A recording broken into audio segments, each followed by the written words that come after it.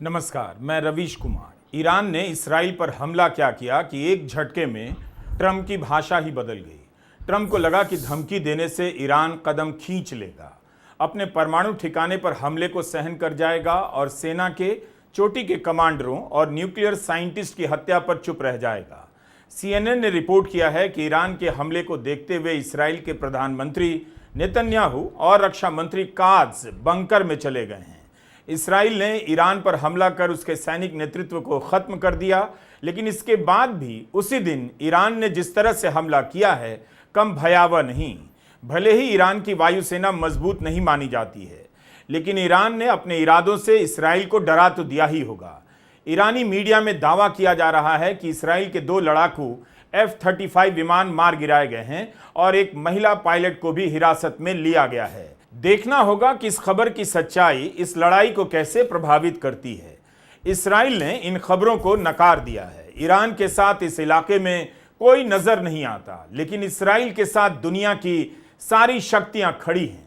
खुद ट्रंप ने कहा है कि दुनिया में सबसे खतरनाक हथियार अमेरिका बनाता है और इसराइल के पास उसके काफी सारे हथियार हैं, चलाना भी जानता है।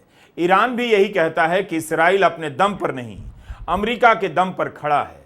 ईरान के सामने उसके भविष्य का सवाल है। वह बचेगा तो क्या इसराइल का गुलाम बनने के लिए, या मिटेगा तो अपनी आज़ादी की रक्षा के लिए। हर कोई मानता है कि ईरान इसराइल की बराबरी नहीं कर सकता, लेकिन 13 जून की रात ईरान इसराइल पर भारी पड़ता नजर आया। लेकिन अपने अस्तित्व के मिट जाने के खतरे के बीच ईरान ने जिस तरह से हमला किया है, इस युद्ध को वीडियो गेम समझकर देखने वालों को अपने हौसले से दहशत में उसने डाल दिया है। ईरान के इस्लामिक रेवोल्यूशनरी गार्ड कोर ने कहा है कि इसराइल के बर्बर शासन के हमले में कई वरिष्ठ सैन्य अधिकारियों, वैज्ञानिकों, नागरिकों और निहत्थे बच्चों की मौत हो गई। उस हमले के जवाब में हमने इसराइल के खिलाफ एक आक्रामक और सटीक जवाबी हमला किया है। ऑपरेशन ट्रू प्रॉमिस 3 के तहत दर्जनों ठिकानों पर हमले किए गए। इनमें सैन्य ठिकाने और एयरबेस भी शामिल हैं। इसराइल के हमले का नाम ऑपरेशन लायन रखा गया है। इन तस्वीरों की रनिंग कमेंट्री से आप जिंदगी की बसावट को मलबे में बदलते देख रहे होंगे, मिसाइलें आती हुई गिरती हुई देख रहे होंगे, लेकिन इन तस्वीरों में दुनिया के ग्लोबल नेताओं की दोहरी चाल को भी देखिए कि कैसे युद्ध को आत्मरक्षा का नाम देकर इसराइल 2 साल से हमला किए जा रहा है। ईरान ने इसराइल की रक्षा कवच को इस बार भी भेद दिया।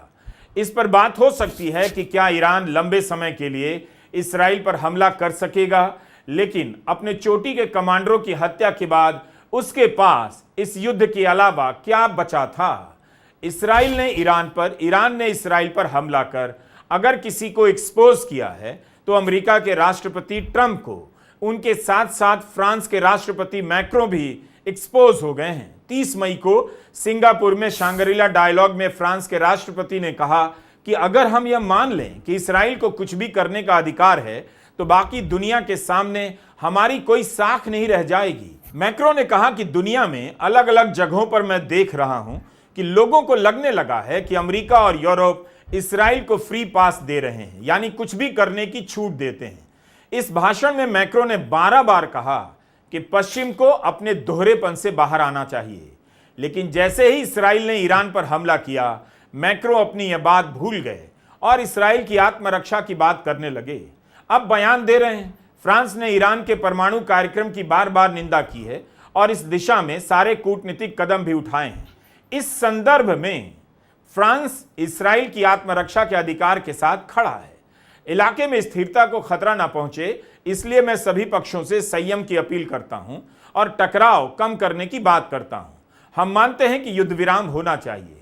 एक फिलिस्तीनी स्टेट को स्वीकार्यता के लिए हमें बहुत मेहनत करनी होगी। अखबारों में इन्हीं ग्लोबल लीडर को हीरो की तरह दिखाया जाता है और आपके भीतर चाहत पैदा की जाती है कि आपके मोहल्ले का नेता भी इनकी तरह का ग्लोबल हो जाए।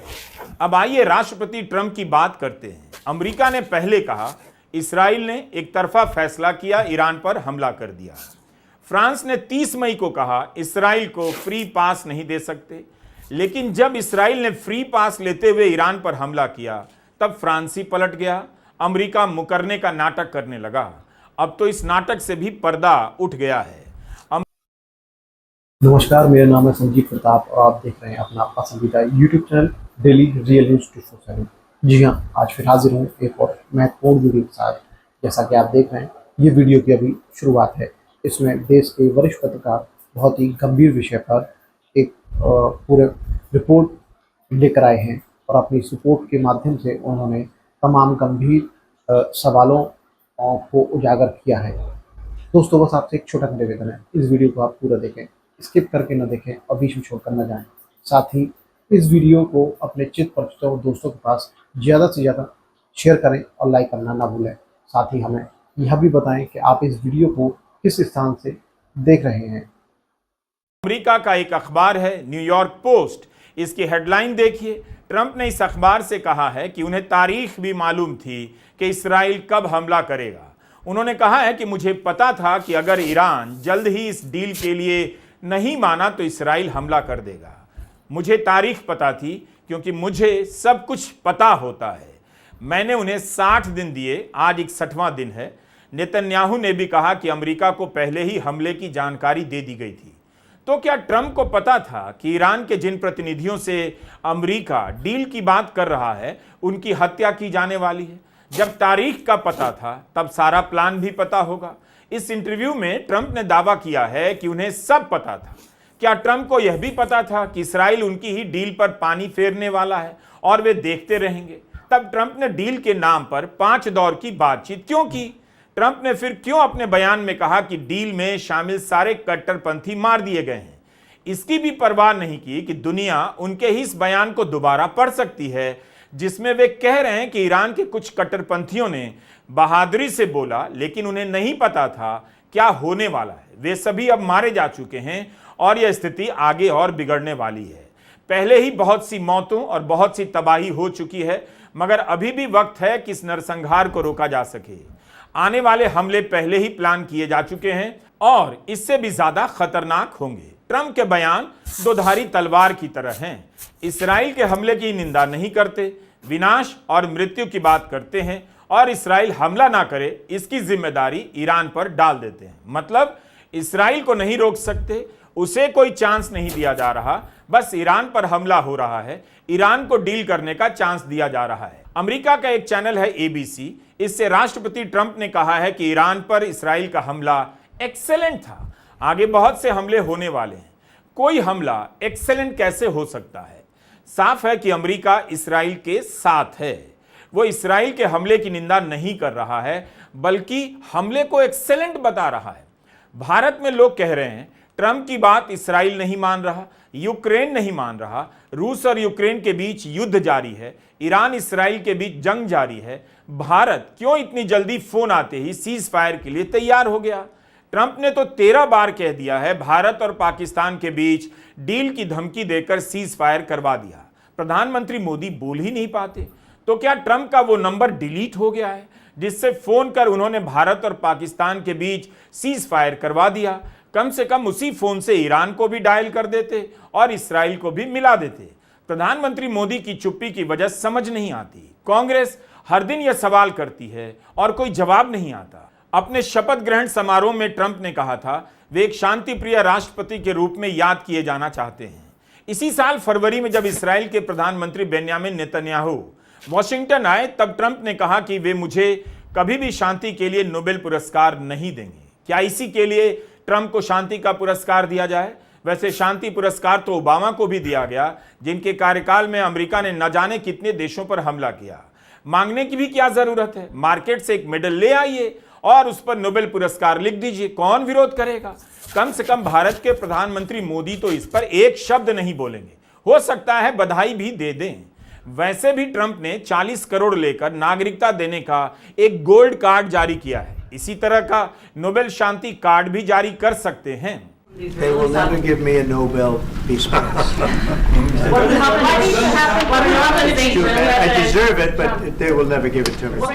व्हाइट हाउस के कम्युनिकेशन डायरेक्टर स्टीवन चेउंग ने ट्रंप को अल्टीमेट पीस प्रेसिडेंट कहा है। यही समझ आ रहा है कि अब के नेताओं ने उस भाषा में महारत हासिल कर ली है जिसमें युद्ध के बदले शांति, हत्या के बदले इंसानियत और तबाही के बदले विकास का इस्तेमाल होने लगा है। शांति पुरस्कार चाहिए, लेकिन ट्रंप इसराइल की निंदा तक नहीं कर पाते। इन सब की भाषा को आप ध्यान से सुना कीजिए। क्या यह खतरनाक नहीं लगता कि अमेरिका के राष्ट्रपति बयान बदल बदल कर इसराइल का बचाव ही कर रहे हैं? ईरान परमाणु डील के लिए तैयार था, फिर ट्रंप ने अपने बयान में क्यों कहा डील का विरोध करने वाले सारे कट्टरपंथी मारे गए? जिस टीम के साथ डील हो रही थी उसके मारे जाने की निंदा भी नहीं की ट्रंप ने। एनबीसी अमेरिका का बड़ा न्यूज चैनल है। इस चैनल से ईरान के सुप्रीम लीडर खामेनेई के सलाहकार अली शमखानी ने 2 हफ्ता पहले कहा कि ईरान अमेरिका से डील चाहता है। यह भी कहा कि अमेरिका के साथ बेहतर रिश्ते बना सकते हैं। इस इंटरव्यू में शमखानी कह रहे हैं कि अगर ईरान से आर्थिक प्रतिबंध हटा दिए जाते हैं तो ईरान कभी परमाणु बम नहीं बनाएगा, अपनी यूरेनियम स्टॉकपाइल कम कर देगा और सिर्फ नागरिकों के लिए इस्तेमाल किया जा सके उतने लेवल तक ही परमाणु यंत्र तैयार करेगा। यह भी कहा था कि अपने प्रोग्राम के निरीक्षण के लिए जांचकर्ताओं को आने देगा। जब एनबीसी ने उनसे पूछा कि अगर ये शर्तें आज मान ली गईं तो क्या ईरान आज ही डील पर दस्तखत कर देगा, इस पर शमखानी ने कहा था हां कर देगा। ईरान में परमाणु डील पर बयान देने के लिए बहुत कम लोग अधिकृत थे। अली शमखानी उनमें से एक थे। 13 जून के हमले में उनकी हत्या कर दी गई। ट्रंप ने न्यूयॉर्क पोस्ट से कहा मुझे पता था अगर ईरान जल्दी डील के लिए राजी नहीं हुआ तो हमला होगा। छठे दौर की बहस से 2 दिन पहले हमला होता है। जो परमाणु संधि होने वाली थी या हो सकती थी उसमें ईरान के परमाणु प्रोग्राम को सीमित करने का प्रस्ताव था।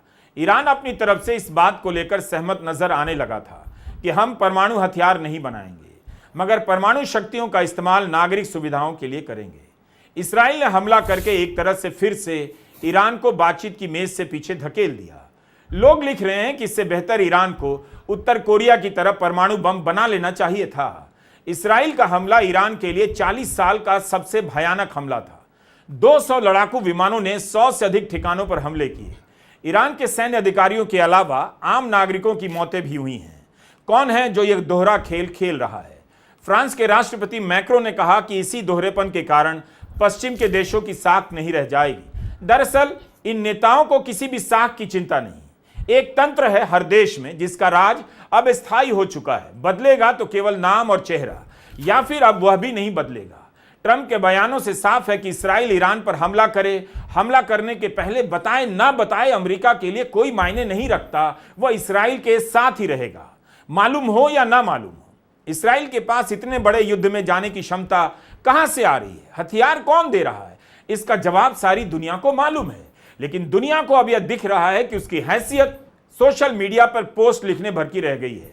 इसके बाद भी ईरान ने कुछ ही घंटों में इसराइल के हमले का जवाब दे दिया। ईरान ने कहा कि इसराइल का हमला एक्ट ऑफ वॉर है। 13 जून की देर रात ईरान ने करीब 100 बैलिस्टिक मिसाइल से हमला कर दिया और इसराइल के आयरन डोम ढांचे को भेद दिया। ईरान ने अपने जवाबी हमले में इसराइल के साथ वही किया जो इसराइल ने ईरान के साथ किया। ईरान ने तेल अवीव में जिस इमारत के पास हमला किया उसे अमेरिका के पेंटागन के बराबर माना जाता है, यानी यह इसराइल का सैन्य हेडक्वार्टर है। न्यूयॉर्क टाइम्स ने इस बात की पुष्टि की है कि ईरान के हमले ने इसराइल की सेना से जुड़े इस महत्वपूर्ण ठिकाने के पास हमला किया है। हमले में जो इमारत देखी जा सकती है वो तेल अवीव शहर की किरिया इलाके का मार्गनिट टावर है। यह इसराइल डिफेंस फोर्सेस के हेडक्वार्टर के काफी करीब है। इससे पता चलता है कि कम से कम एक ईरानी मिसाइल इसराइल की सेना के संवेदनशील ठिकाने के पास गिरी है। जेरूसलम में भी सायरन बजे, जिसका मतलब था रॉकेट से हमला होने वाला है। इसराइल ने पहले भी ईरान के सैन्य अधिकारियों, परमाणु वैज्ञानिकों, रणनीतिकारों और राजनेताओं पर हमले किए हैं, उनकी हत्याएं की हैं, मगर इस तरह से एक ही रात में इतने सारे महत्वपूर्ण लोगों की हत्या कभी नहीं हुई। 13 जून की शाम तक यही कहा जा रहा था। ईरान को इस हमले का जवाब देने में काफी समय लग सकता है, क्योंकि ईरान के सभी वरिष्ठ अधिकारी मारे जा चुके हैं, लेकिन ईरान ने तुरंत ही जवाब दे दिया। ईरान के सुप्रीम कमांडर अयातुल्ला खामेनेई ने कहा है कि ईरान की सेना पूरी ताकत से लड़ेगी और इसराइल को घुटने पर ला देगी। ईरान की जनता को आश्वासन दिया है कि इस मामले में कोई चूक नहीं होगी। इसराइल को उसके अपराध की सजा दी जाएगी। आज दुनिया में कोई नेता इसराइल के खिलाफ बोलने के लिए तैयार नहीं है। दोस्तों, इस वीडियो में बस इतना ही। जल्द मिलते हैं ऐसे ही एक और महत्वपूर्ण वीडियो के साथ। तो बने रहें अपने इस पसंदीदा YouTube चैनल के साथ। अभी तक आपने इस चैनल को सब्सक्राइब नहीं किया तो सब्सक्राइब कर घंटी वाला बटन दबा दीजिए, ताकि ऐसे ही महत्वपूर्ण वीडियो की नोटिफिकेशन आपको समय रहते मिल सके। आपसे मिस ना हो। आपको हमारे किसी वीडियो से कोई शिकायत है या अपना सुझाव देना चाहते हैं तो मैसेज अपना कमेंट बॉक्स में लिखें, हम और हमारी टीम जल्द ही उस पर अमल करेगी। जय हिंद, जय भारत, जय भीम, राम राम।